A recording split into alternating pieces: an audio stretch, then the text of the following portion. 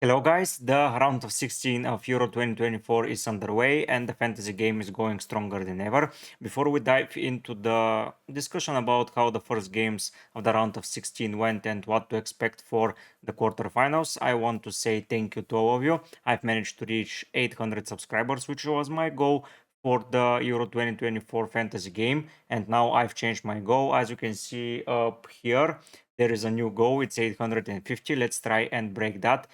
Today's stream, so yeah, for you watching yesterday's stream was amazing. I had a lot of interactions. We made several changes to the team. The changes were good. We did pretty well. We analyzed things. We replaced some players, and it was all fun. If you want to be part of those discussions, don't forget to subscribe and help me reach that target. If you have any questions, don't be afraid to ask them.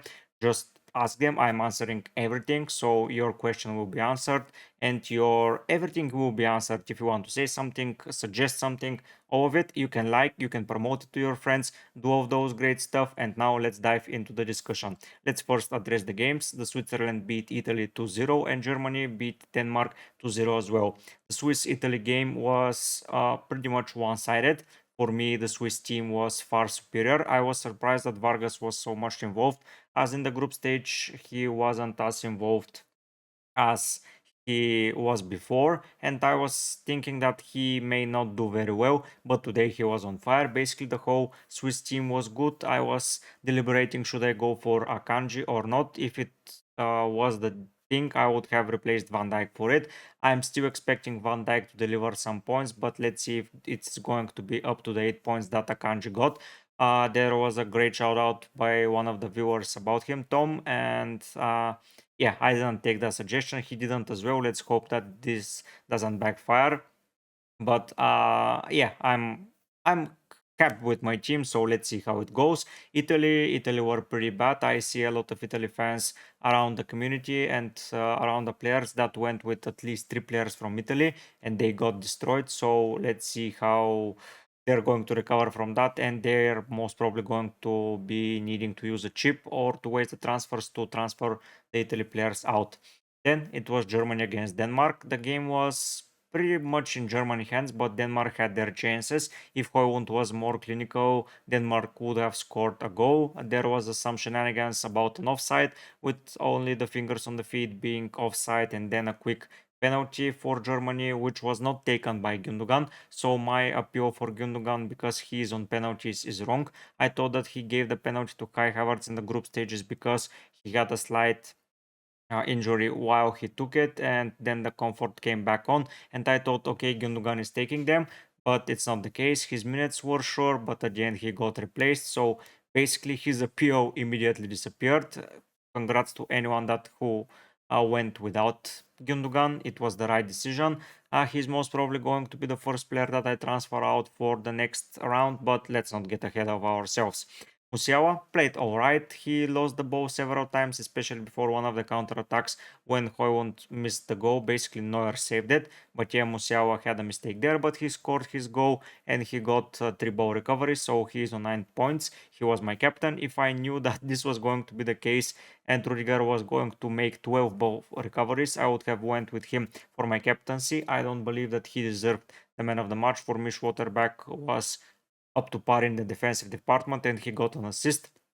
Congrats to Dennis who picked Schlotterbeck. It was an amazing decision. Was I ever going to pick him? Most probably not. If I was planning to use the wild card in the quarterfinals, 1000% Schlotterbeck would have been into the squad, most probably together with Rudiger and with Akanji. But for now, I am pretty content with my team. I expect a lot of clean sheets to come from the defense. Not Gakpo, Cancelo, Van Dijk, Gay, and Cucurella are more than capable of delivering some amazing results. I'm recording a little bit late today, and that means that the rankings are out and the points are calculated, and I am into the top 13k, which is amazing. I was 2.5 million in the world after game week 1, and now I'm around 12k, which is pretty good. If I hadn't taken a hit in match day 2, and if I had chosen a better striker, not Swiderski, most probably Kramaric, Mika Hatuadze from Georgia, or the other player was, who was it? or Patrick Schick. Any of those would have been better than Swiderski, and it would have been amazing. It would have meant that I was going to captain Gundogan on day one, so 6 points more were going to come my way, and I most probably was going to be in the top 1k by the looks of it. So if I go here and see the world leaderboard, so it's 276 right now, and I'm on 227. So basically, those are 50 points. It's more than the points that I would have gotten in that game, but still, I would have been around and I would have still owned the wildcard chip. But finish in around the top 50k would be amazing for me. I was aiming for top 100k. Now I'm in the top 13, so I'm doing well. I'm climbing in the mini league, and I am 4 points. No, I am 7 points away from the top, so that's pretty manageable. In game week, in match day one, if I compare myself, I was with so for match day one, it was what? What the hell? Oh, sorry. Okay. For match day one, it was Luis with 77 points, and I was with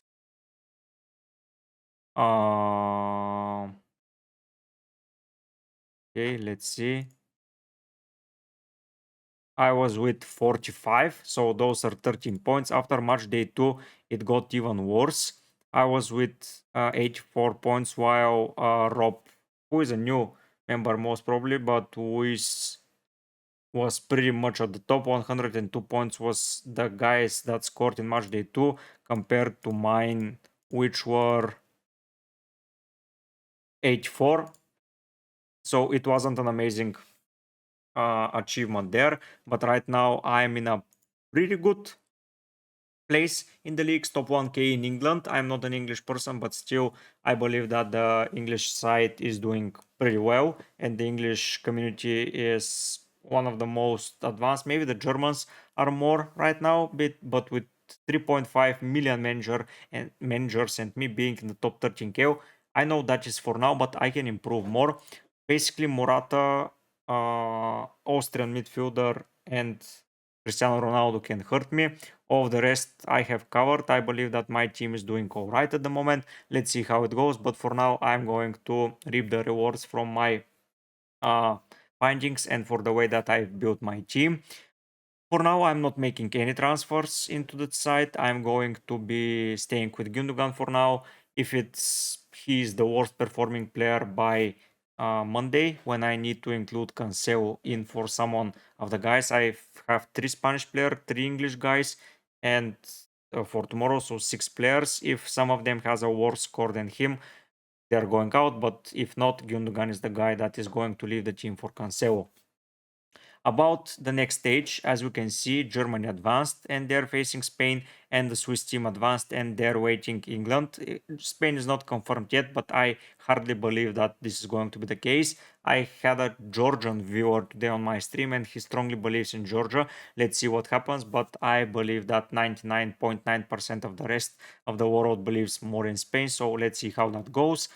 And England versus Slovakia, I believe is going to be a tight game in my opinion, but I believe England are going to prevail at the end.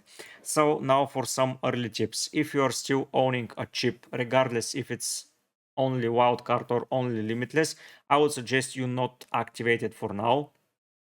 Wait and see how the other results pay out, because most of the sites look like similar to mine, and if it looks like that, you can manage with 3 transfers to adjust the squad and have the best probable team for the quarterfinals. Swiss team is a pretty interesting side. I like how they're performing defensively, and with England struggling to score some goals, I might go there and put a defender into their side. They have been scoring a lot of goals as well, so I wouldn't go past and invest in a player from their side offensively. Xhaka is a great shout out because he's on match man of the match duties. Basically, when nothing else happens, he receives it.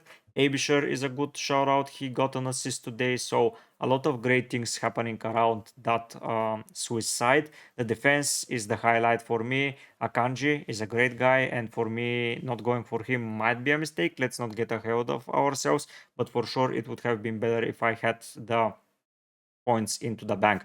Regarding my captain, I'm not changing it. Musiala will remain until the end. This is the best captaincy return that I had so far this season. in the UEFA Euro 2024 fantasy game, so I'm not going to bet against it. I see some of the players scoring more, but basically it's a coin flip if England are going to come or not. Mbappe is scoring or not. Bruno Fernandes is scoring his magic. Gakpo or Van Dijk performing well. 9 points is more than enough for me. I'm not going to get greedy. I'm just going to keep it that way. Regarding the Germany side, I would still keep Musiala and Rudiger. For me, they're the best two players right now from that Germany side. Havertz is a great shout out, especially with penalties, but he's too wasteful. He missed like two chances that were, for me, 100% needed to be scored, and a header that went into the goalkeeper, which would have been scored as well. But still, I don't see Havertz as a great potential at the moment. Musiala nailed and playing well. Rudiger, the heart of the defense. I don't see a reason to go away from him, especially against Spain. I need to have at least two German players for me. Spain, if they advance, are going to be the heavy favorites against Germany. Even though Germany are playing at home, I believe Spain are a better side. And if Denmark were a more clinical side, Germany would have struggled, but Rudiger and Musiala will keep their places. Regarding Gundogan, he's going away. Most probably, I'm going to bring in a French midfielder if they're facing Portugal. If they're not facing Portugal and Portugal by any chance go away and lose to Slovenia, I'm heavily investing in France. But for now, Gundogan remains on the side. Let's see how it goes. Today, something interesting happened. We had our first price changes. That thing happened right after the deadline, and it was interesting. There was a bug where you had more budget. I had a comment that suggested that there was a bug and we had unlimited transfers. I didn't think we should capitalize on that, because imagine if we did unlimited transfers and they said you're abusing the system, I will take out the points. It would have ruined everything. We had a plan and we're going to execute it properly. Now let's go and see what the price changes happened. So Jean Karnacik from Slovenia got a price range, a price up. So it's not by 0.5, it's by 0.1 and 2 and 3 and etc. And the team, as you can see, my side Gundogan has, and they had their prices adjusted, and I can sell them for the same price. So it's not like FPL where you have to adjust the price by 0.2 to receive something for update. It's price for price, which is brilliant. Karnacik got the price updated. I was surprised Musiala didn't. He was the second most points before this week, and now he's on top for sure. Gundogan got his while Musiala didn't. Really surprising. Gay, pretty expected. Mika Tuadze got his price. I was expecting more. I was surprised to see KDB going up and not Musiala. Like the prices, the points are more for Musiala. KDB was more expensive and KDB got the price update. I'm surprised there. Castillo's the only goalkeeper I believe that went up. Saliba, can no. Something interesting elsewhere. Yeah, Mamardashvili from Georgia got the update, more than deserved. Cucurella didn't, which was surprising. Baumgarten got it. Mittelstadt got it, of course. Vestergaard got it, which was surprising once again, 4.5. And the Denmark defender, I don't know, from Georgia, Dvali got it. Again, a lot of Georgian players got it. Güler got dropped in price, which was surprising for me. 14 points, but yeah, I was surprised to see that.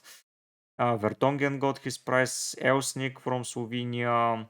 Teate from Belgium, more than deserved in my opinion. Going down, Tillemans got his price adjusted. Pras from Austria. Then it was someone else. Bruno Fernandes and Cancelo are so low, but they played only 2 games. Let's be real.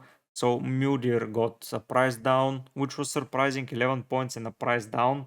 What the hell? I don't know how they are doing those price changes,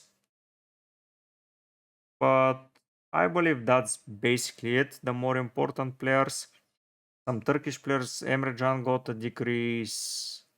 Yeah, basically there is a 3.9 goalkeepers and a defender from Italy, but they're out from Switzerland. Yes, from Switzerland and from Austria, but they are basically not relevant at the moment.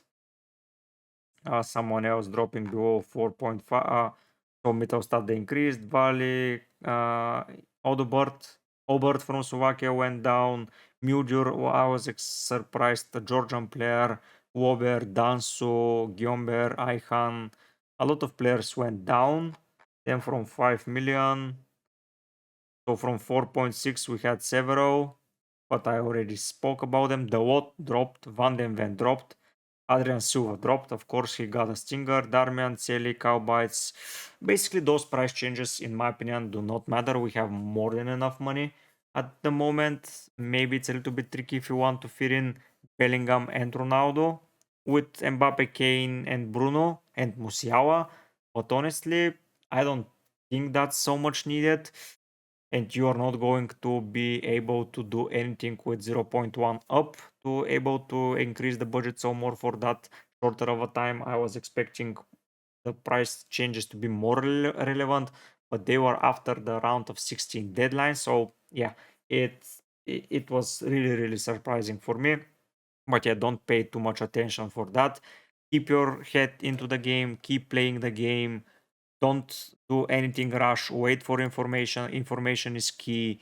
Wait for things. If for now, don't use chips. If you have two of the chips, I suggest you use the limitless now, because you'll be able to adjust the team perfectly fine for the final if you both own the chips. If you're not owning any chips, don't do anything rush at the moment. Keep the team, keep it going.